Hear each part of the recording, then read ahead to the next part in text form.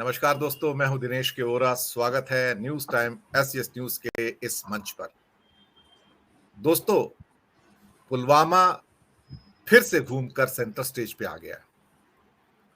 कैसे आया ये तो आप लोग जानते हैं, और पिछले कुछ दिनों में जो हो रहा है उससे किसी को कोई अचंभा नहीं हुआ है।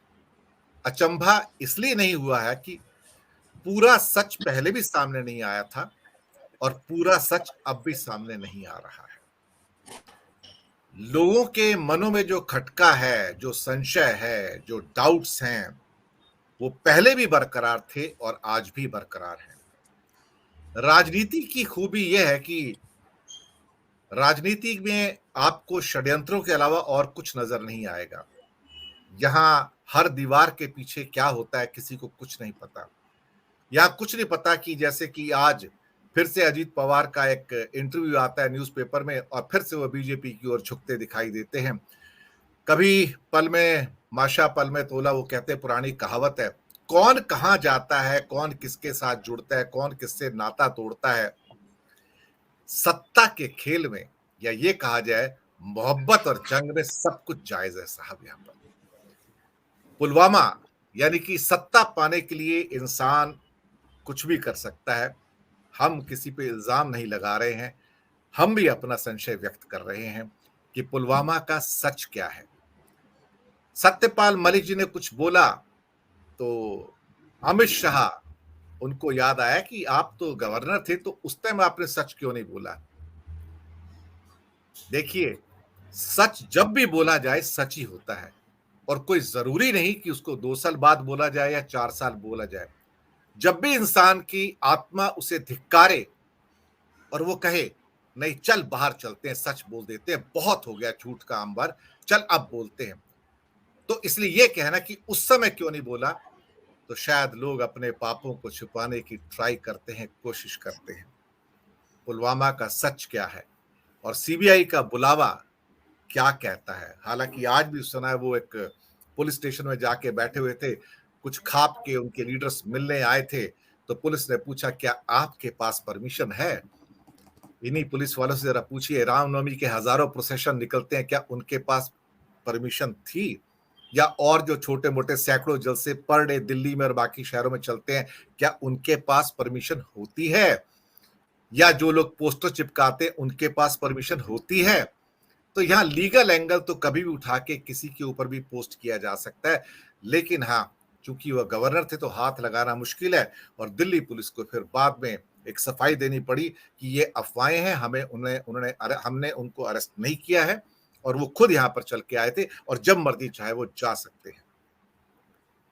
कभी कभी ऐसा होता है कि एक पुरानी कहावत है, सांप के मुंह में छछूंदर, खाए तो मर जाए, उगल दे तो अंधा हो जाए।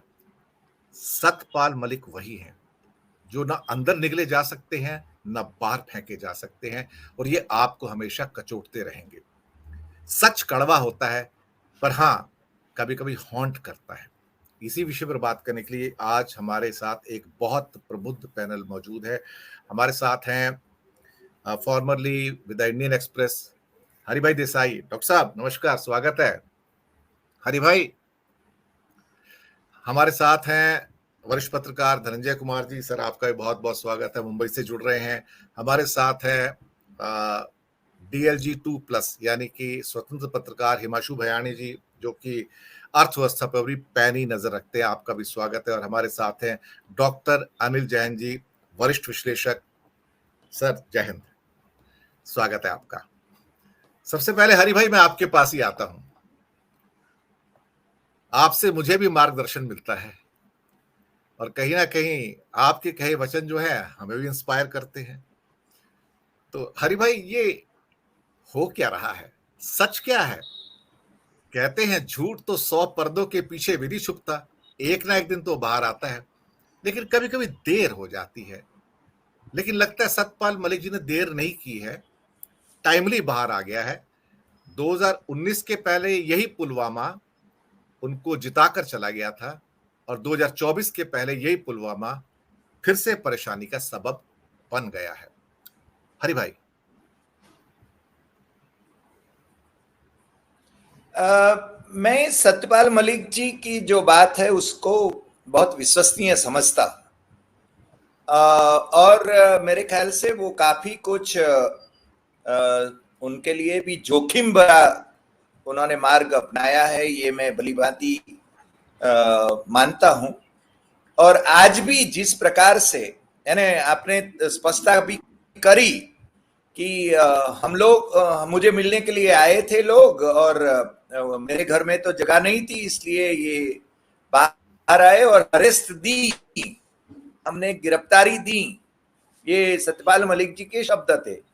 और सीबीआई का बुलावा जो आया, क्योंकि सीबीआई और ईडी और बाकी जो सेंट्रल एजेंसीज हैं उनका इस्तेमाल हमेशा यही हो रहा है, यानी और कभी पुराने जमाने में सुप्रीम कोर्ट के जो चीफ जस्टिस थे लोढ़ा, तो उन्होंने सीबीआई के लिए तो एक प्रयोग भी किया था, पिंजरे में बंद तोता।